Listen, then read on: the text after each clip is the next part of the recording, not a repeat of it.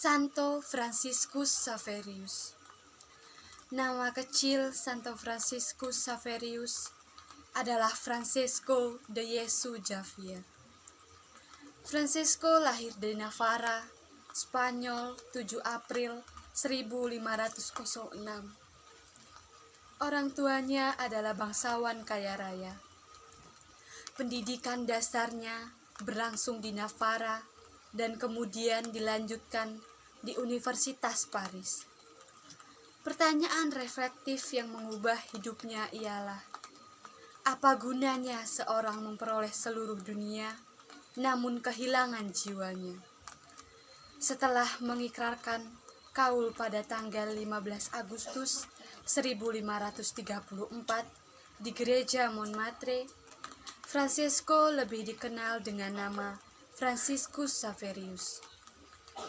Franciscus Xaverius ditabiskan menjadi imam pada tanggal 24 Juni 1537. Pada tanggal 7 April 1541, Franciscus Xaverius memulai karya misi ke India. Ia tiba di Goa pada tanggal 6 Mei 1542. Dari sana, ia berkarya di India Selatan dan Sri Lanka. Ia menarik hati banyak orang karena kesalehan hidupnya. Ia juga membela orang-orang yang menderita dan menuntun mereka pada kebenaran.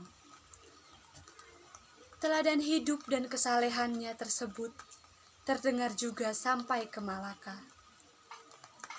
Pada tahun 1545, ia disambut di Malaka.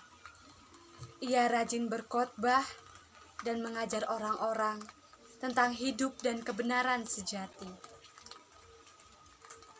Awal tahun 1546, Franciscus Xaverius tiba di Maluku. Di sana, ia membaptis lebih dari 1.000 orang. Pada Juli 1546, ia sampai di Ternate.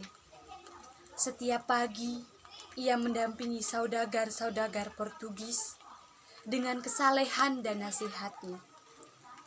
Malam hari, ia menemani orang-orang Melayu untuk berdoa, bernyanyi, dan membaca kitab suci.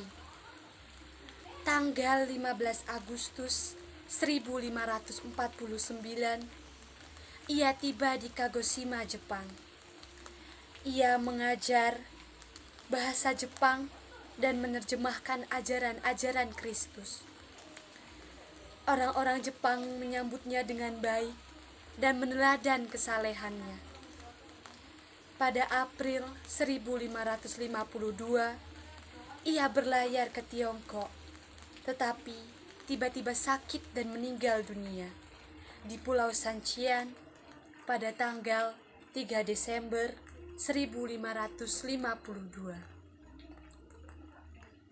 Pada tahun 1622, Franciscus Xaverius dinyatakan kudus atau santo oleh Paus Gregorius ke-15 tahun 1621 sampai 1623. Karena teladan hidupnya, Paus Pius ke-10 tahun 1903 sampai 1914 mengangkat Santo Franciscus Xaverius sebagai pelindung utama karya misi.